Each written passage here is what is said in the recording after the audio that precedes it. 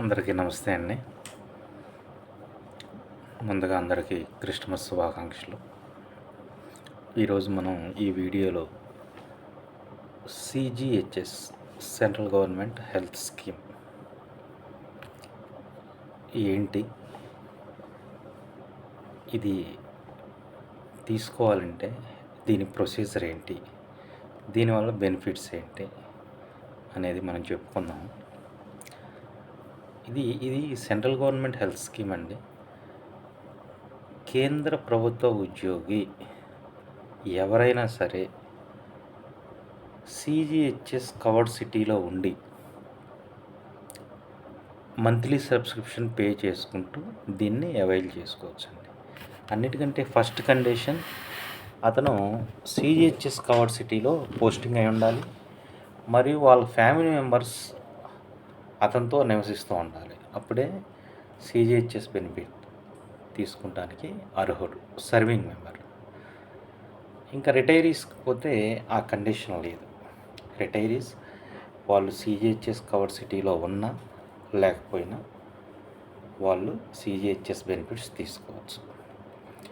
అయితే ఇక్కడ కొన్ని కండిషన్స్ ఉన్నాయండి. అయితే అన్నిటికంటే ఫస్ట్ ఏంటంటే CGHS కవర్డ్ సిటీలో ఉండాలి. 2, అతను మంత్లీ సబ్స్క్రిప్షన్ పేమెంట్ చేసుకోవాలండి. అతను మంత్లీ సబ్స్క్రిప్షన్ ఎలా పేమెంట్ చేసుకోవాలంటే అది పే లెవెల్ మీద ఉంటుంది. అతని పే నుంచి డైరెక్ట్గా డిడక్ట్ అయిపోయి కన్సర్న్ డిపార్ట్మెంట్ అకౌంట్లో జమ అయిపోతుంది. మన పేలో నుంచి లెవెల్ 1 నుంచి 5 వరకు 250 రూపాయలు, లెవెల్ 6 వాళ్ళకి 450 రూపాయలు, లెవెల్ 7 నుంచి 11 వరకు 650 రూపాయలు, లెవెల్ 12 అండ్ అబోవ్ వాళ్ళకి 1000 రూపీస్ అండి. సర్వింగ్ పర్సన్స్కి పర్ మంత్ మన పే నుంచి డిడక్ట్ చేయించుకోవాలి. CGHS సబ్స్క్రిప్షన్ చేసుకోవాలి. చేసుకున్న తర్వాత మనం ఆన్లైన్లో అప్లికేషన్ CGHS వెబ్సైట్ ఆన్లైన్లో మనం అప్లై చేసుకోవాలండి. మన పేరు, మన ఫ్యామిలీ డీటెయిల్స్, మన డేట్ ఆఫ్ బర్త్, మన పే లెవెల్ ఏంటి, మన బేసిక్ పే ఏంటి, మనం ఏ వార్డులో వస్తాం, వార్డ్ ఎంటైటిల్మెంట్ ఏంటి అనేది కూడా నేను చెప్తాను, ముందు చెప్తాను, వివరిస్తాను. మనకి హాస్పిటల్లో వార్డ్ ఎంటైటిల్మెంట్ ఎలా ఉంటుంది అనేది దాంట్లో మనం మెన్షన్ చేసుకుని, మన బ్లడ్ గ్రూప్ ఏంటి, ఈ డీటెయిల్స్ మనవి, మన ఫ్యామిలీ మెంబర్స్వి అన్నీ ఆన్లైన్లోనే ఫారం ఫిలప్ చేయవలసి ఉంటుందండి. ఫిలప్ చేసిన తర్వాత దాన్ని డౌన్లోడ్ చేసుకొని మనం హెడ్ ఆఫ్ ద ఆఫీస్కి సబ్మిట్ చేయాలి. హెడ్ ఆఫ్ ద ఆఫీస్కి సబ్మిట్ చేసేటప్పుడు దాంతోపాటు మన ఆధార్ కార్డు, మన ఫ్యామిలీ మెంబర్స్ మొత్తం ఆధార్ కార్డు, ఇన్ కేస్ మన మదరు, ఫాదరు, ఇంకెవరినన్నా మన ఫ్యామిలీ, మన వైఫ్, పిల్లలు కాకుండా ఇంకెవరినన్నా మనం అటాచ్ చేస్తున్నామంటే, దాంట్లో మనం ఇంక్లూడ్ చేస్తున్నామంటే వాళ్ళకి డిపెండెంట్ కార్డు కూడా అవసరం అండి. దాంట్లో మనం ఫొటోస్, పాస్పోర్ట్ సైజ్ ఫొటోస్ కూడా అటాచ్ చేయవలసి ఉంటుంది.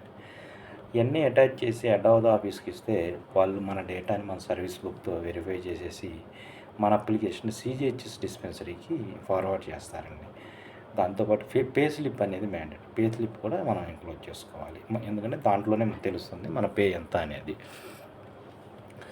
అది CGHS డిస్పెన్సరీ వాళ్ళు మళ్ళీ చెక్ చేసుకున్న తర్వాత ఒక 1 మంత్లో మనకి కార్డు ఇష్యూ, 1 to 2 మంత్స్ పడుతుందండి. అయితే సపోజ్ మనం CGHS కవర్డ్ ఏరియాలో ఉన్నాము, మన పోస్టింగ్ నాన్ CGHS కవర్డ్ ఏరియాకి ఉన్న లొకేషన్కి అయ్యింది. అటువంటిప్పుడు మనం మన కార్డులు సరెండర్ చేయవలసి ఉంటుందండి. మనం వాటిని అట్టి పెట్టుకోకూడదు, రూల్స్ ఒప్పుకోవు. మనం సరెండర్ చేసుకొని వాపస్ మనకి మంత్లీ సబ్స్క్రిప్షన్ ఇంతకుముందు ఏదైతే కట్ అవుతుందో అది మన పేలో ఎఫెక్ట్ అయిపోతుంది. అలా కాకుండా మనం ఫర్ ఎగ్జాంపుల్ ఢిల్లీలో పోస్టింగ్ ఉన్నాం CGHS ఏరియాలో, కానీ మన పోస్టింగ్ అయిపోయింది రాజస్థాన్లో ఎక్కడో, లేదా ఎక్కడ బెంగాల్లో, అక్కడ CGHS బెనిఫిట్స్ లేవు. ఇప్పుడు ఏంటంటే మన ఫ్యామిలీ కానీ ఢిల్లీలోనే మనం ఉంచేసుకుంటున్నాం. ఫర్ ఎగ్జాంపుల్ మనం ఢిల్లీలోనే ఉంచుకోవాలనుకుంటే మనం ఆల్రెడీ మనతో ఉన్న CGHS కార్డ్స్ని మనం అట్టి పెట్టుకోవచ్చండి. అది ఒక కొత్త రూలు. ఇది 2024లోనే వచ్చిందండి. ఏప్రిల్ నెల 2024లోనే వచ్చింది. ఇక్కడ చాలామందికి ఉన్న సందేహం ఏంటంటే, మా ఫ్యామిలీ మెంబర్స్ CGHS కవర్డ్ ఏరియాలో ఉన్నారు, నేను నాన్ CGHS కవర్డ్ ఏరియాలో ఉన్నాను, మా ఫ్యామిలీ మెంబర్స్ ఎక్కువ మంది ఉన్నారు కదా, వాళ్ళకి మనం కార్డు తీసుకోవచ్చా, ఫర్ ఎగ్జాంపుల్ మీరు డ్యూటీ చేస్తున్నారు జమ్మూలో అంటే సీజీహెచ్ఎస్ కవర్డ్ ఏరియా, ఇంకేదైనా నాన్ సీజీహెచ్ఎస్ కవర్డ్ ఏరియాలో మీరు చేస్తున్నారు, మీ ఫ్యామిలీ మెంబర్స్ విశాఖపట్నం, విజయవాడ, గుంటూరు ఇవన్నీ సీజీహెచ్ఎస్ కవర్డ్ ఏరియాలో ఉన్నారు. అటువంటి టైంలో మీ ఫ్యామిలీ మెంబర్స్కి దొరకదండి, రూల్స్ ఒప్పుకోవు. మీరు ఖచ్చితంగా సీజీహెచ్ఎస్ కవర్డ్ ఏరియాలో పోస్టింగ్ ఉంటేనే మీ ఫ్యామిలీ మెంబర్స్ దొరుకుతుంది.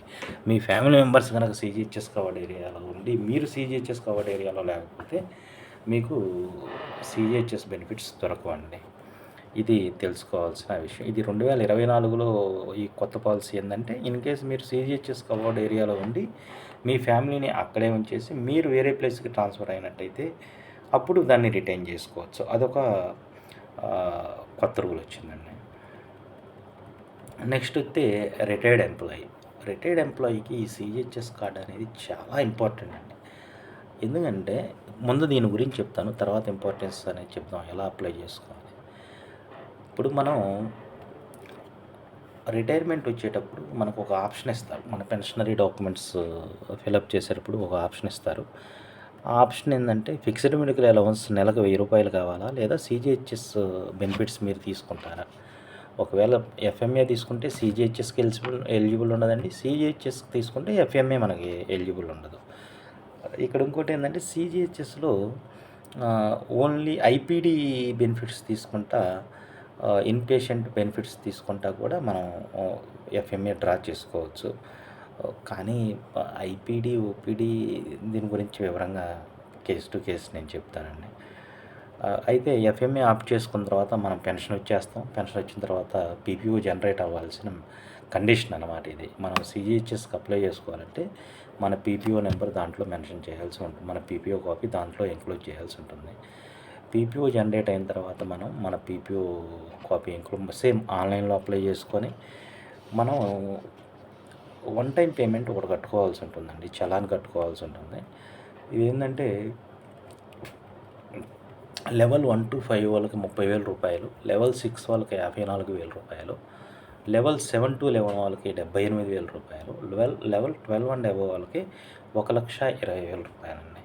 ఇదేంటంటే దీన్ని క్యాలిక్యులేషన్ ఎలా ఉంటుందంటే, సపోజ్ మనం సర్వీస్లో ఉంటే లెవెల్ 1 to 5 వాళ్ళకి పర్ మంత్ 250 రూపాయలు మనకు సీజీహెచ్ఎస్ సబ్స్క్రిప్షన్ మనం చేసుకుంటాం. మనకు సీజీహెచ్ఎస్ బెనిఫిట్స్ కోసం మనకు 250 రూపాయలు ఇస్తాం కదా.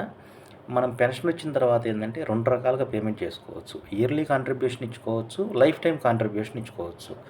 ఇయర్లీ కాంట్రిబ్యూషన్ అంటే ఏంటి, 12 నెలలు కాబట్టి 12 × 250 రూపాయలు, 3,000 రూపాయలు వన్ టైం కట్టుకోవాలి.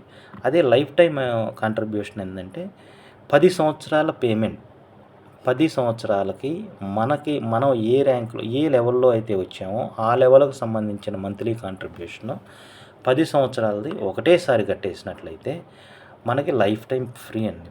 ఫర్ ఎగ్జాంపుల్ లెవెల్ 1 to 5 వాళ్ళకి 250 రూపాయలు ఉంది. 250 అంటే సంవత్సరానికి 3,000 రూపాయలు, 10 సంవత్సరాలకి 30,000 రూపాయలు. అలానే లెవెల్ 6 వాళ్ళకి 450 రూపాయలు, 450 రూపాయలు ప్రతి నెల అంటే సంవత్సరానికి 5,400, 5,400 ఇంటూ 10 ఇయర్స్ 54,000. అలా లెవెల్ 1 to 5 వాళ్ళకి సర్వీస్లో ఉంటే 250. అదే పెన్షన్ వచ్చిన తర్వాత లైఫ్ టైం కాంట్రిబ్యూషన్ మనం కట్టాల్సిన చలాన్ ఈ సీజీహెచ్ఎస్ బెనిఫిట్స్ కోసం 30,000 రూపాయలు, లెవెల్ 6 వాళ్ళకి 54,000, లెవెల్ 7 to 11 వాళ్ళకి 78,000, లెవెల్ 12 అండ్ అబవ్ వాళ్ళకి 1,20,000.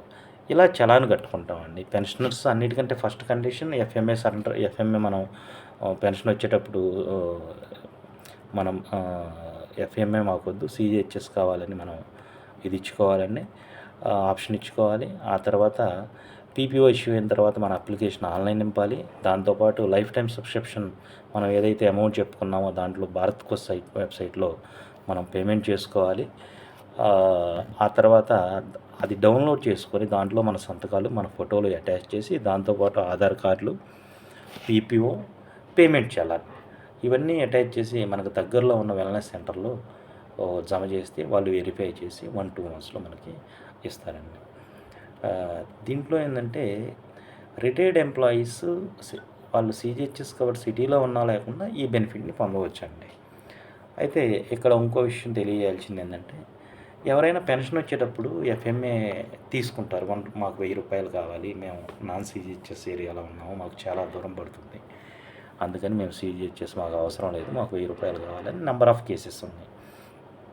అయితే వాళ్ళు వచ్చిన తర్వాత మళ్ళీ వాళ్ళకి ప్రాబ్లమ్స్, మెడికల్ హెల్త్ ఇష్యూస్ వచ్చి సీజీహెచ్ఎస్ బెటర్ అని సీజీహెచ్ఎస్లోకి వెళ్ళాలనుకునే వాళ్ళకి వన్ టైం ఆప్షన్ ఉందండి. ఒకసారి ఎఫ్ఎంఏ తీసుకొని మళ్ళీ మనం సీజీహెచ్ఎస్ వెళ్ళాలంటే ఓన్లీ వన్ టైం ఆప్షన్ ఉంది. దానికోసం వాళ్ళు ఏం చేయాలంటే ఒక ఫార్మ్ 2 అని మన దగ్గరలో కాదు, మన ఎక్కడైతే శాలరీ అకౌంట్ మనది ఉందో పెన్షన్ అకౌంట్, ఆ అకౌంట్లో మనం సబ్మిట్ చేయాలి. దాంట్లో ఏంటంటే నేను నా ఎఫ్ఎంఏ సరెండర్ చేయాలనుకుంటున్నాను అని మనం వాళ్ళకి సబ్మిట్ చేస్తే ఆ ఫార్మ్ 2 అనేది వాళ్ళు మనకు 2-3 డేస్లో సరెండర్ సర్టిఫికేట్ ఫార్మ్ 3 అనే ఫార్మ్ ఉందండి. ఇది గవర్నమెంట్ ఇష్యూ చేసింది, ఒక ప్రిస్క్రైబ్డ్ ఫార్మ్ 3లో వాళ్ళు మనకు సరెండర్ సర్టిఫికేట్ ఇస్తారు. అది తీసుకొని సేమ్ ఆన్లైన్ అప్లై చేసుకుంటాం, అన్నీ అటాచ్ చేసి మిగతా ఇందాక చెప్పాం కదండి, పెన్షనర్కి ఏ ప్రొసీజర్ అయితే ఉందో ఆ ప్రొసీజర్ మొత్తం అడాప్ట్ చేసి ఈ సరెండర్ సర్టిఫికేట్ అటాచ్ చేయాలి. దాంట్లోనే తెలుస్తుంది మీరు ఎఫ్ఎంఏ, ఎందుకంటే మీ పీపీఓలో ఏంటంటే 1000 రూపీస్ ఉంటుంది. మీరు తీసుకోవటం లేదు అని ప్రూవ్ చేయాలంటే ఈ సరెండర్ సర్టిఫికేట్, బ్యాంక్ నుంచి ఇచ్చిన సరెండర్ సర్టిఫికేట్ అటాచ్ చేయాలండి. మిగతా ప్రొసీజర్ అయితే ఇక్కడ డిపెండెంట్ అంటే ఏంటి, పిల్లలు, మన భార్యకి అసలు డిపెండెన్సీ ఉండదు. అయితే పిల్లలకి డిపెండెన్సీ ఏంది అనేది చెప్పదలుచుకుంటే, కొడుకుకి 25 సంవత్సరాల వయసు లేదా పెళ్ళి చేసుకునేంత వరకు లేదా అతనికి జాబ్ వచ్చేంత వరకు ఎర్నింగ్, ఈ మూడిట్లో ముందు ఏదైతే అది 25 సంవత్సరాలు, పెళ్ళి లేదా అతనికి జాబ్, ఈ మూడిట్లో ఏది తొందరగా అయితే అదండి.